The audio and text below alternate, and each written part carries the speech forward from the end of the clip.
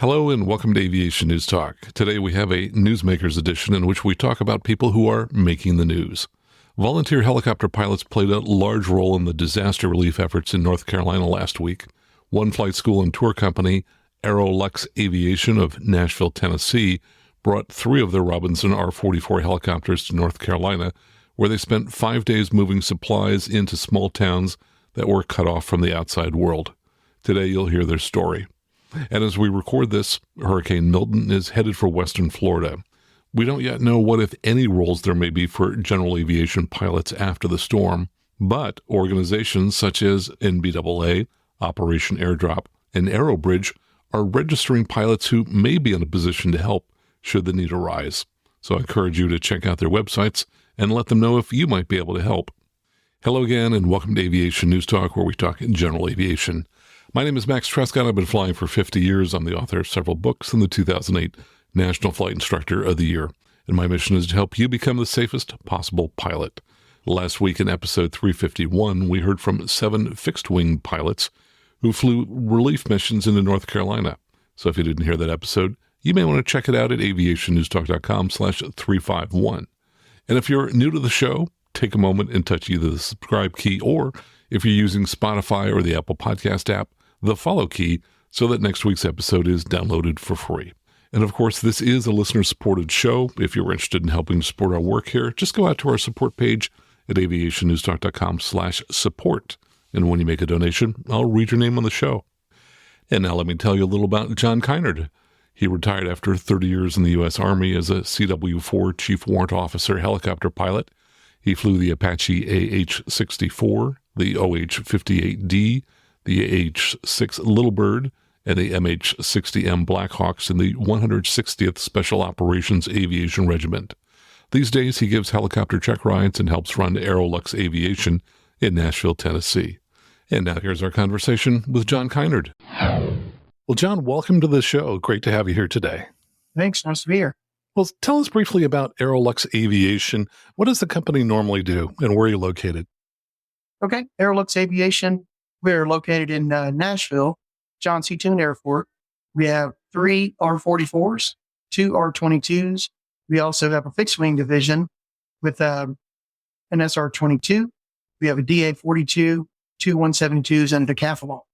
We have about 9 to 12 at any given time fixed-wing pilots, instructors, CFIs. And then we also have 8 helicopter pilots, and 4 of us are CFIs and 2 DPs. Myself as a DP as well. Got it. And how do you spend most of your time with the company? What's your role? 90% of my role in the company is day-to-day operations. Well, take us back to the beginning of the hurricane relief effort a little over a week ago. When did you first start to hear about Helene, and how did you decide to come involved with the hurricane relief efforts? So to be honest, we watched the hurricane on TV, of course. We saw it going inland. We figured it would dissipate. The storm actually got a little worse, so we really kept an eye on it. We saw South Carolina, Georgia, and everybody was having issues with it. And then North Carolina was getting hit really hard up in the mountains. So a friend of ours, JT, he also has a 44. And he called up and said, "Hey, you think you guys want to go help out?" So we got together, all the pilots and everything, and the loaders, everybody at AeroLux. We decided, let's go help out. So I called the EOC in Asheville because they were one of the hardest hit. EOC actually told us they had it under control, didn't need any help. And we were kind of shocked. And because watching the news, we had no idea how bad it was in reality until we got there. So the next day, we literally said, let's just go. Let's go see what's going on, see if we can help. We found out a guy named Adam Smith. He had the whole Harley-Davidson building in Asheville, North Carolina. He has the entire building. It got flooded like over 4 feet deep. All the motorcycles destroyed, everything, all the gear, helmets, everything. But they gave him that building to use as a command center. And he basically opened that thing up and just started getting everybody locally and whoever would help guard the place, bring food in, bring water in. And it went from nothing there at all to a full-blown command center within 2 days. So you moved people and helicopters. I'm guessing you must have had some vehicles. And how many folks did you bring along? And how long does it take to drive there and to fly there? Yes, we took the 344s. We took off 2 pilots each. We flew from Nashville to Gatlinburg first, got refueled there, and then we left there and another 45 minutes to Asheville. So 2 hours and 45 minutes in helicopters. Then we had 2 trucks and 2 trailers that we keep, and we have those for events. We have fuel tanks that we keep with us and all the any kind of supply we would need for setting up helicopter tours and like sunflower festivals and stuff like that. But it took the trucks over 12 to 14 hours to get there because the roads were so messed up. They had to take alternate routes through the mountains. And what was it like when you first got there on day one as compared to later in the week when things perhaps were more organized? Yeah, day one, everybody on the ground, they were literally sleeping in mud. They just threw their sleeping bags on top of mud and just sleeping outside. And that sounds, like normal camping and everything until you don't have a house. Then we wake up the next morning and there's bear paws by the aircraft, bear paw prints. And because we're in North Carolina mountains, and these paw prints were like 6-8 inches around. So they're pretty big bears. So it went from day one looking like that. Literally day 2, each day after that, the landscape literally changed. There was more product. And I'm not even joking. It went from a pallet of water to like 75 pallets of water within 2 days. And then the food, insane amounts of food. I mean, 5, 6, 18-wheelers every 30, 45 minutes would come up and just give us pallets of food to give to people. It was a very impressive. Now, was this at the airport at Asheville, or where were you and the helicopters located? We were literally at the Harley-Davidson dealership, Asheville, North Carolina, in the town of Swannanoa. I see. So you were actually not at an airport because you could work off airport. Yes, sir. Yep. Understand. What was the first day that you arrived and started doing operations? It was a Tuesday, the first, I believe it was. We show up there and literally we hit the ground and started talking to the guys, and they immediately had people that they had been calling in asking for supplies. So we were getting lat longs, military grid reference, like a MGRS locations, and or just regular addresses. And we put it in force line and just fly literally straight to the people's house, land in their yard, and give them what they need. That's amazing. So what was a typical day like? In other words, how many flights did you typically run? And, I'm assuming this was daylight hours only. It was daylight hours only. If I would have some night vision goggles, I might have thought about doing that. But if we kept it daylight only, we'd show up at 7:30 in the morning. The first 4 days, there was so much moisture in the air and the temperature and dew point, there was fog. So fog until 8:30, 9 o'clock in the morning. And after that would burn off, we literally had the aircraft running. We had the R44s running. And then at any given time, there was civilian Blackhawks, LUHs, Bell 407s, Bell 206s. They would all show up. But our stuff, R44s, we would take 400 pounds in the back seat, 2 pilots, and about a half a tank of gas because we're only going maybe 30 miles away. So we'd go right there, drop off the stuff, and come right back. And were the Blackhawks and other helicopters at the same Harley-Davidson location as you were? Yes. Well, they weren't stationed there permanently, but they would show up and help out. And it was actually some friends of mine. Right. And how were the requests coming in? How was that managed? How did people know to tell you what to do? So the funny part was, I don't know how they found out about the command center, but the word got out pretty quick. And they would either go through the local fire departments, which had an EOC. And the biggest thing was we took, Elon Musk came in and he brought us a whole bunch of Starlinks. We took the Starlinks to all the police departments and fire departments around Asheville. So everybody was going to their local fire department and telling them what they needed, oxygen, insulin, and stuff like that. And we would literally just fly it in. And were there a lot of other civilian helicopters operating out of the same location? Oh my goodness. Yes. At one day, there was 14 helicopters on the ground. in one day. That day, though, there were 64 different helicopters in there, all civilian helicopters, no military. Wow. That's incredible. That's a lot of noise. What were some of the flying challenges that you faced? What was different about, flying these kinds of missions technically as a helicopter pilot? Yeah, most of them, it was all off airport. Nothing was hard stand to hard stand. It was all confined area operations. You had to take off with minimum power because you're loaded down. Of course, we conducted weight and balances. We have them for every configuration, but we were taking off almost at max power at 1,500 feet MSL, and then you're climbing over 4,000 and 5,000 foot mountains.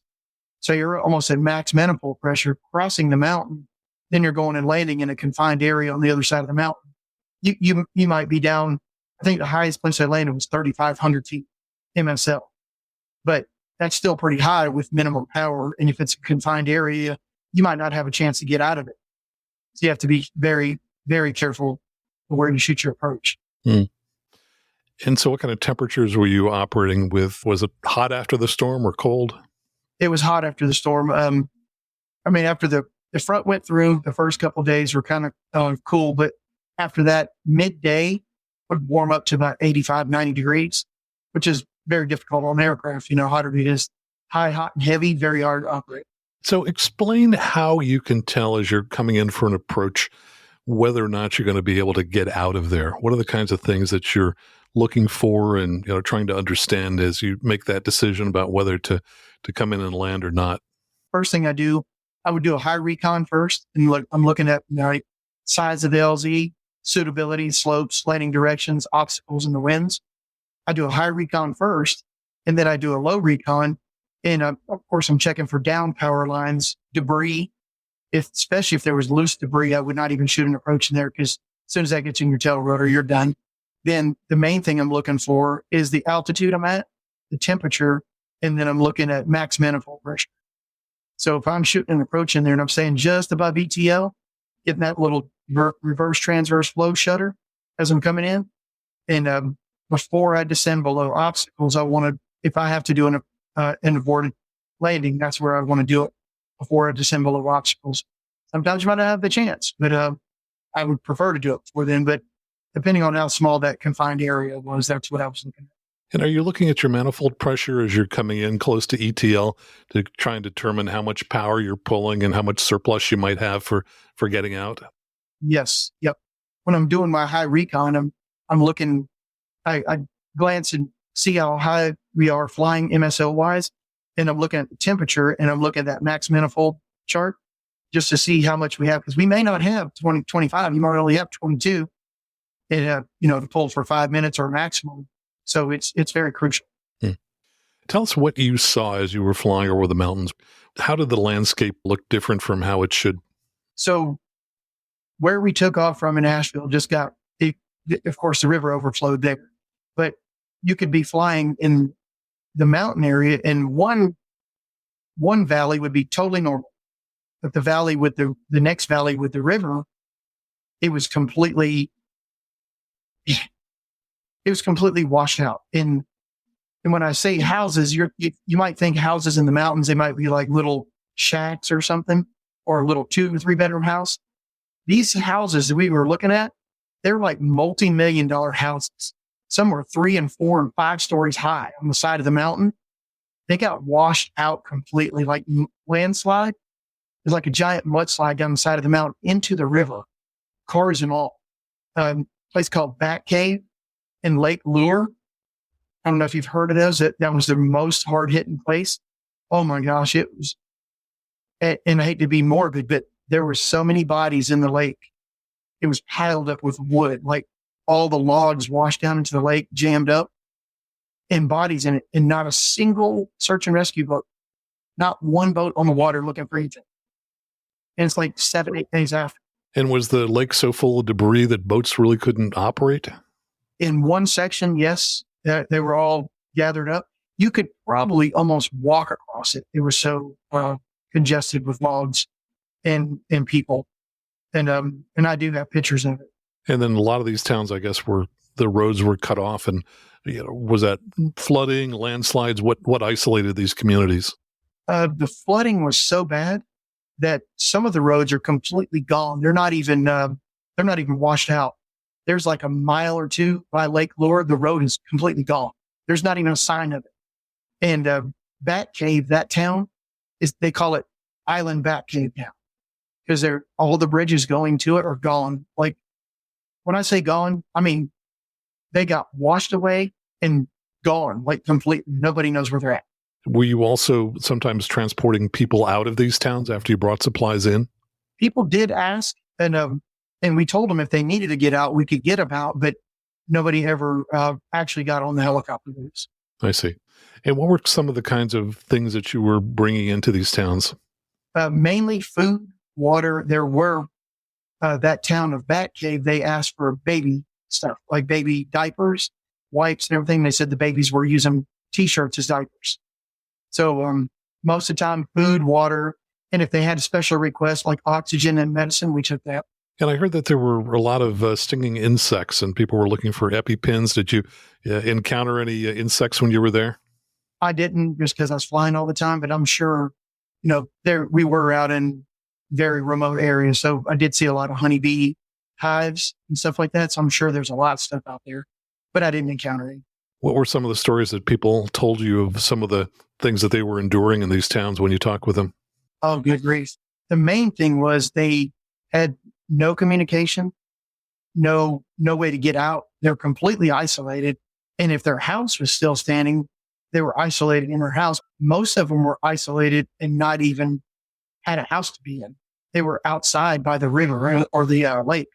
Wow. It was pretty heart-wrenching to see how many people were in there with zero house. I mean, you'd go just walk down the street and people would literally say, I lost everything. And they would point to the river and say, my house is in the river somewhere. Yeah. So ultimately, I guess these people had to evacuate the area and go somewhere else because it doesn't sound like these areas are habitable now. Nope, not at all. And the parts that look like they're habitable, the river washed out pretty much underneath the parking lot of the town.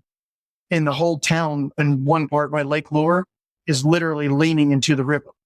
They won't even let you land there or walk on that whole area. They said they're going to demolish the whole town. That's very sad. Wow. Have you ever encountered anything at all similar in your past flying experiences?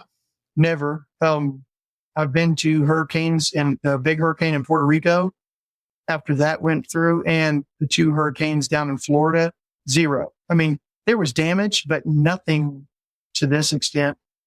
I've never seen water wash out like they did. Wow. So when they say this may be one of the worst storms, that we've had, sounds like everything you saw kind of comports with that. Yeah. I mean, definitely some heavy rain. And what kind of blew my mind though, is I was watching ForeFlight as the storm came through, and the highest reported wind at any airport was like 75 miles an hour. But they kept reporting 140, 150. Never saw it on ForeFlight at any station. Right. So it's kind of confusing, really. Well, it sounds like the wind was less of an issue than just the rain and the flooding. Yes. Yep. Wow. Now, has AeroLux ever done any kinds of volunteer things in the past, community service and so on? No, we haven't. To be honest, this is the first opportunity. And it actually, I was not shocked, but I was very pleased that everybody at the company just jumped in and said, let's go. And it was all volunteer. It was zero profit whatsoever. It was just volunteer, and we just went at it. How many days did you stay there flying flights? About 5.5 days. And so now that you're back in Nashville, anything that you're needing to do to kind of catch up? Oh, dear Lord, yes. So we flew the aircraft right at 38 hours for almost each aircraft. And I'm into a 300-hour right now on one and 100-hour on another aircraft. And I don't know if you've done a 300-hour on a Robbie, but it's extensive. It's pretty extensive. We're on day 2, 12 hours a day doing that. And we got tomorrow as well. Well, I'm kind of curious, how far do you think you would fly in the future to help in these kinds of things? Obviously, Hurricane Milton is headed for Florida right now. Is that kind of within range, or is that kind of far for you folks to help out?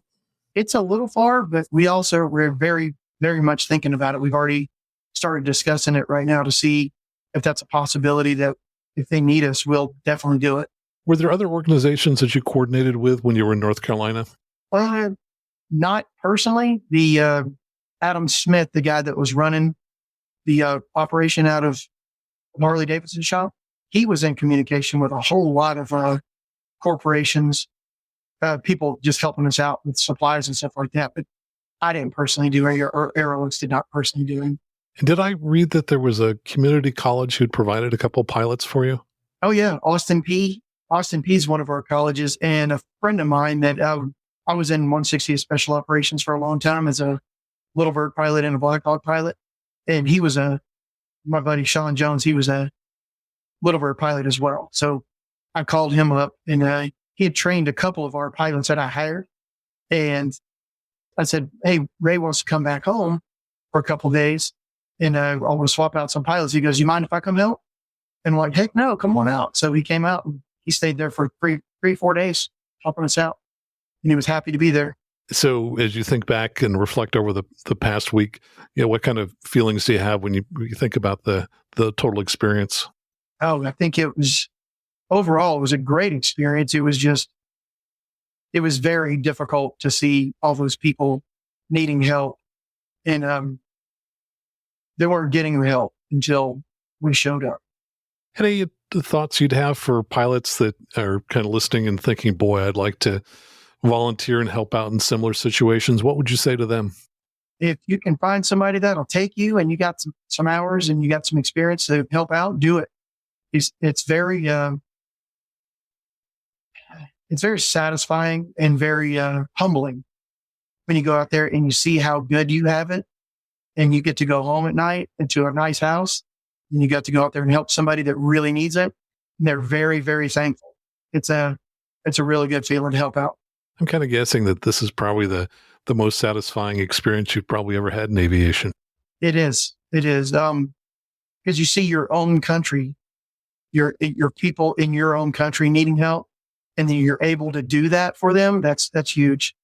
It is a very good feeling, and AeroLux is very, very fortunate we were able to go help.